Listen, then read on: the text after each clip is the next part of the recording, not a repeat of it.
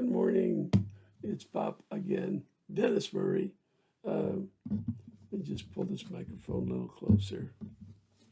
Um, Today is Popcast 68. It's called Nature's Wisdom, Part 18. I'm going to continue with examples. I'm going to tell you something that I went through that is humiliating. I wouldn't have thought that I was capable of such a thing, and I was very fortunate that I didn't carry out my thoughts. Um, but it fits into this thing we're talking about of facing our problems together and seeing how difficult, even when we see our social arrangements as mutual problems, common problems to be faced together, and thereby do a lot to end the divide, the great divide between us. It's still very difficult to face our problems together, in part because we're to the bone, a mix of emotions, intuitions, um, and it includes, wonderful kindness and care for others, but also hate. And I, you know, I went through a period of time from about 63 to 69 where, looking back, I had no common sense.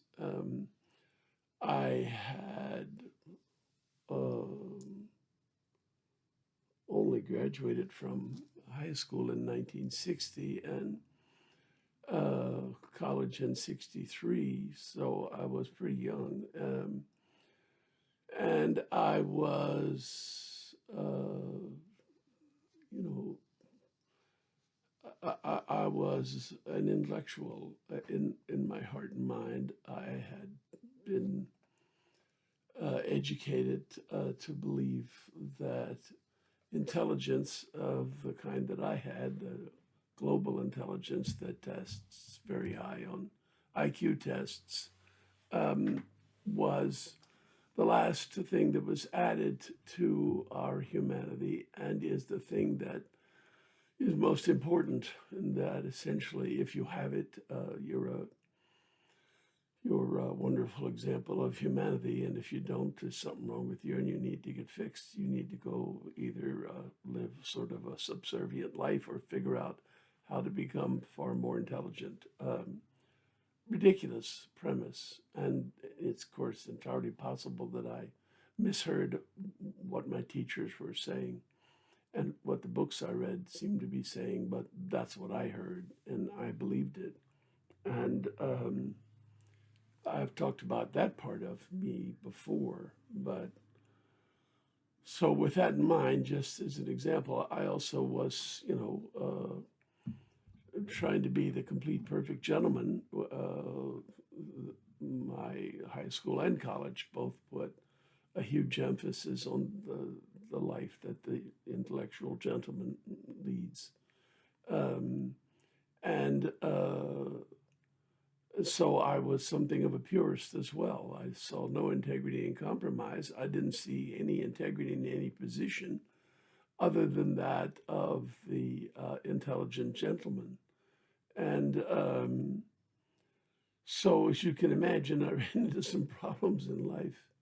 Um, as an example of my purity of essence, in 1963, a drunk ran into the car my wife and I were driving.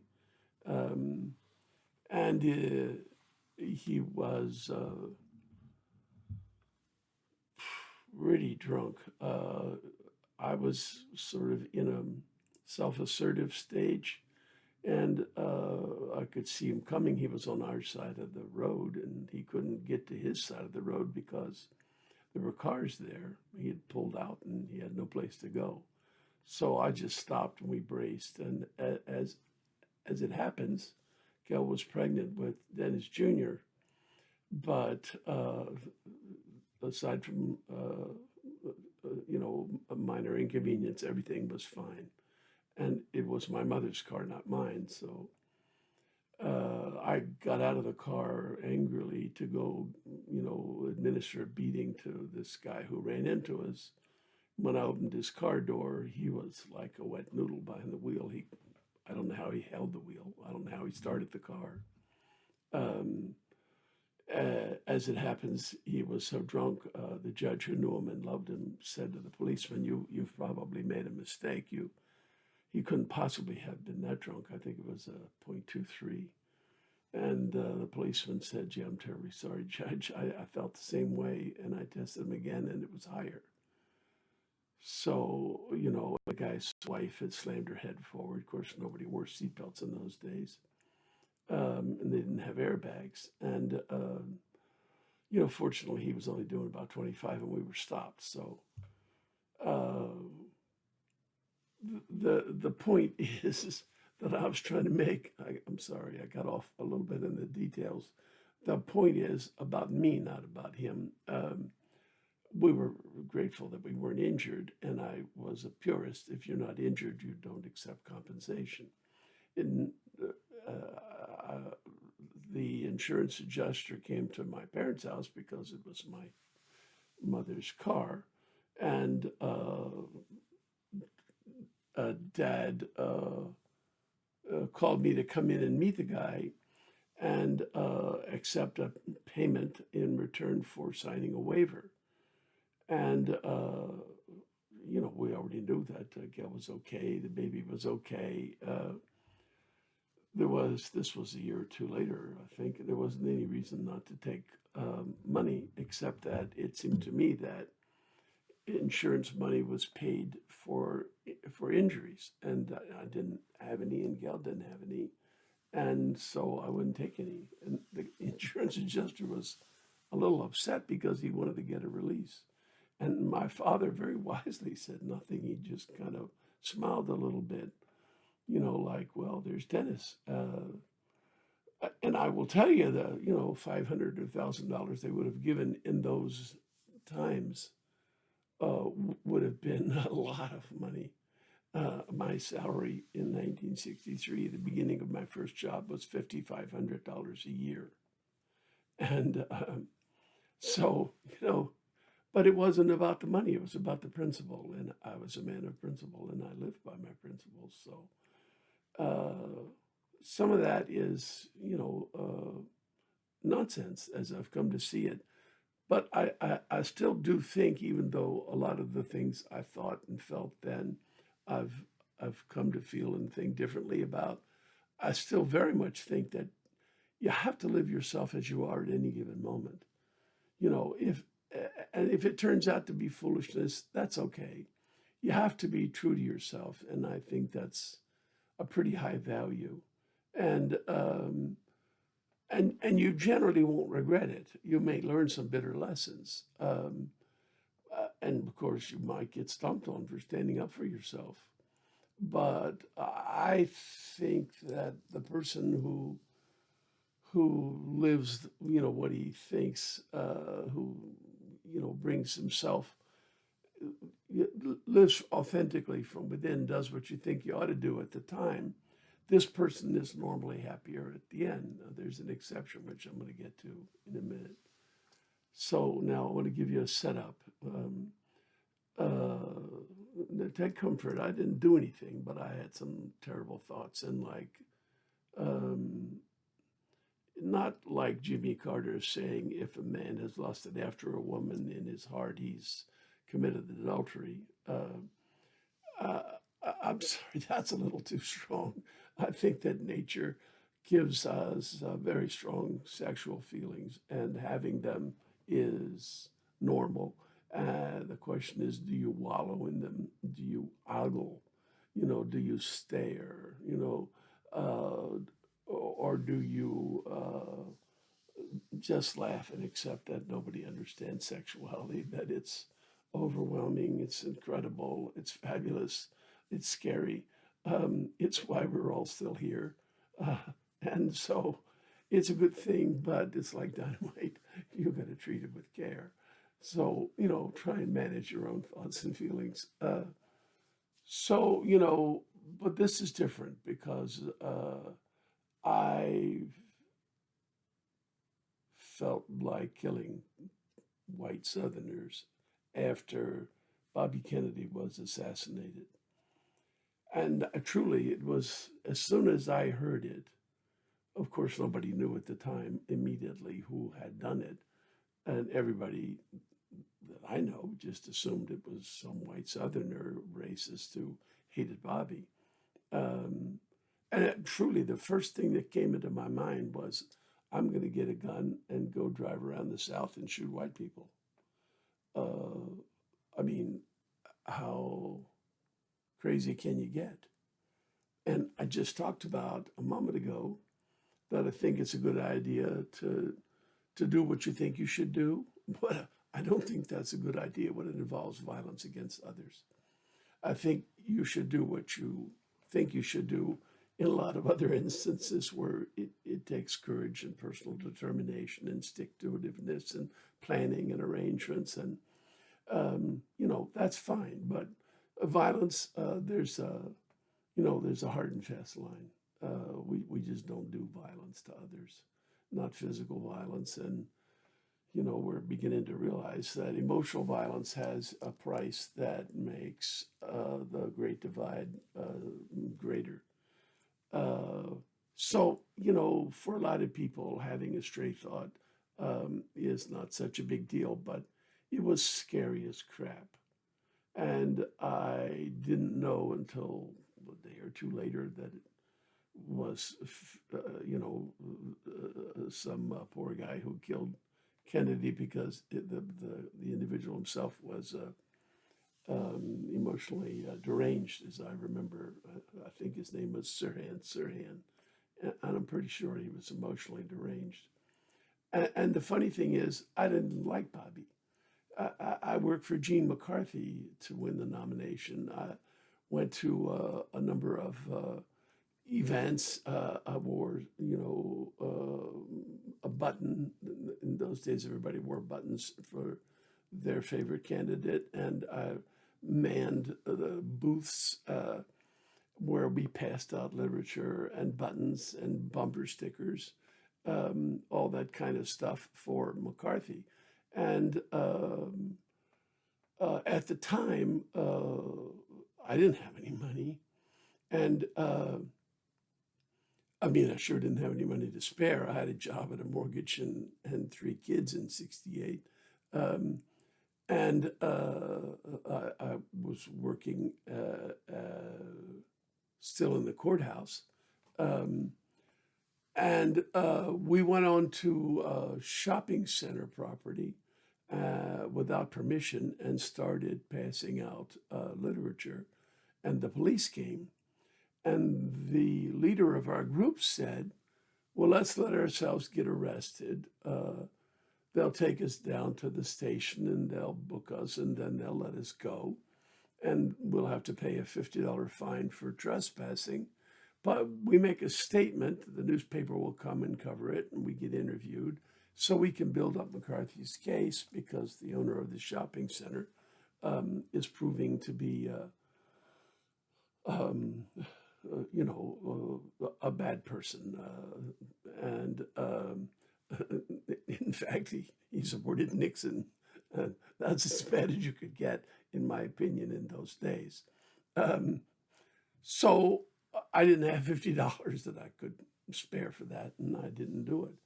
And by coincidence, the owner came to the premises in a few minutes and told the police that he didn't want anybody arrested, um, and that he would grant us permission if we applied for permission and put us in a different place where we would be, much less prominent. But I mean, it was a great kindness on his part because he really was a white conservative Southerner who liked Nixon.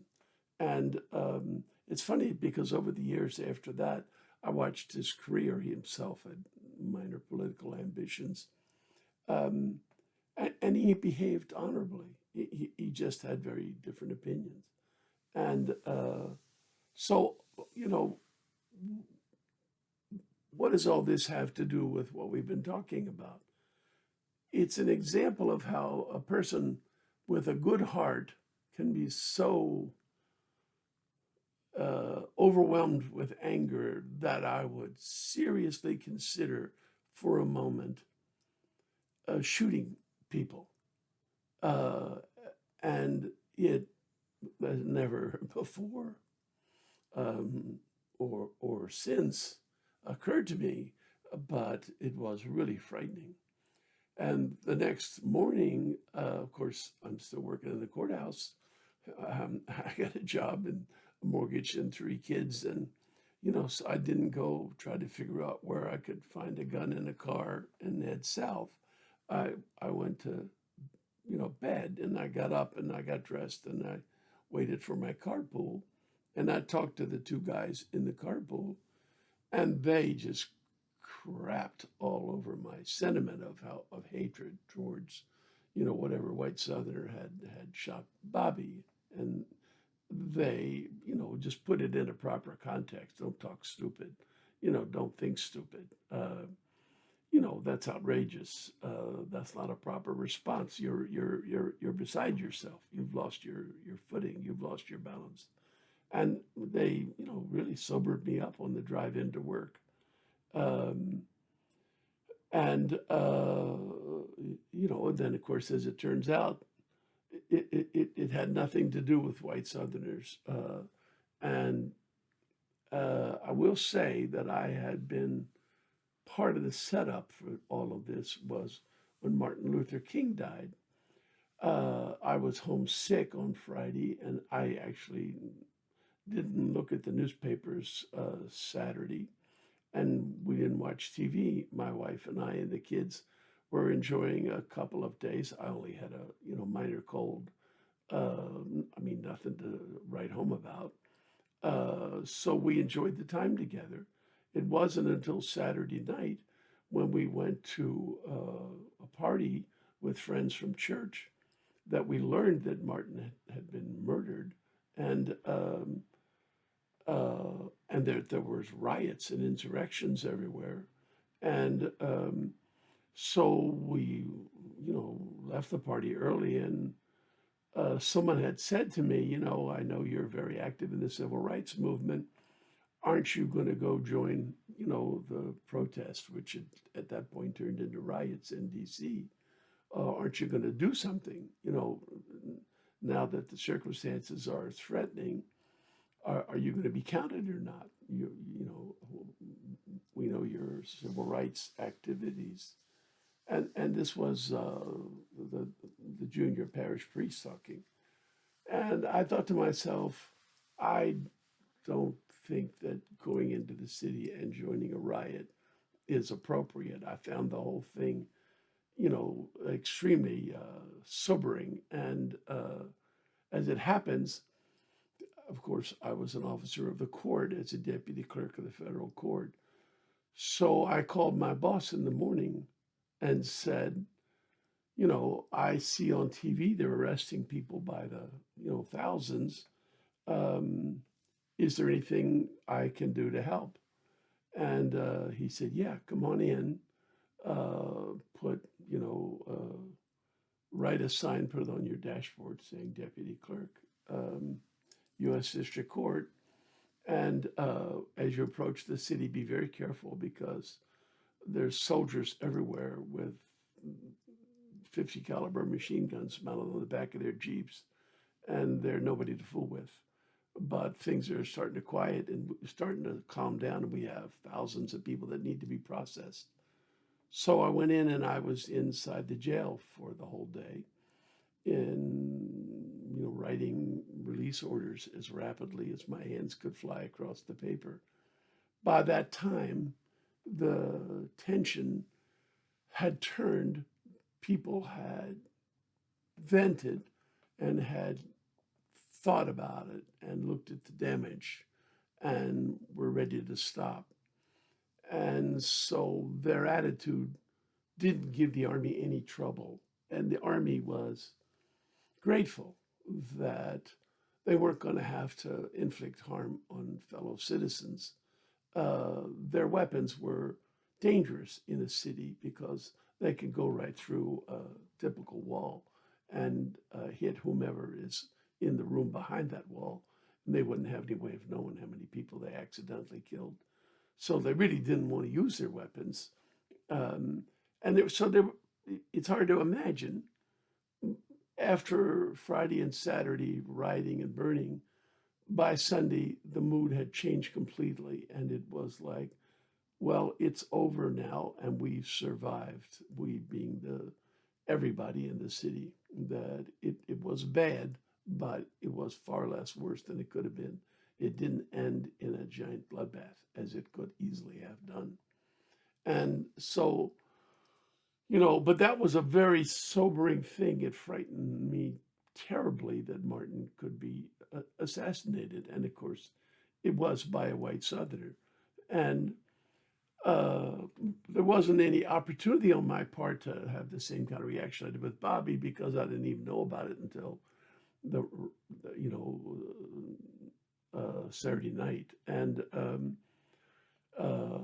it was all handed to me in effect in a way that just scared me and sobered me, rather than filling me with a kind of burning anger.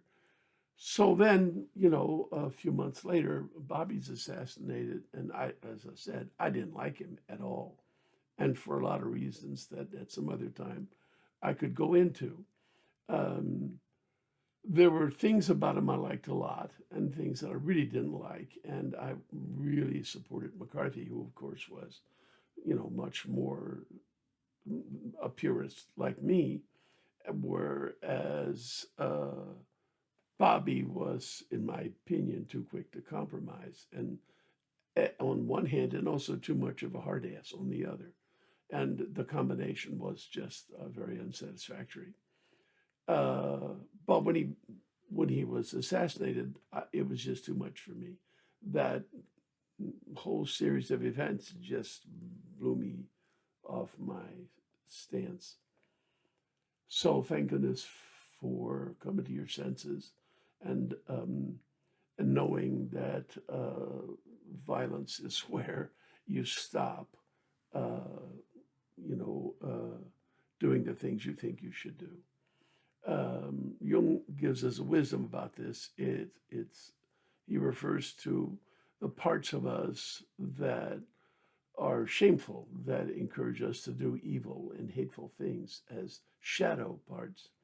And he says we all have shadow, and we have to accept that in order to uh, go forward without making things worse, and that we sometimes get into the grip of the shadow, and sometimes it can happen in a second.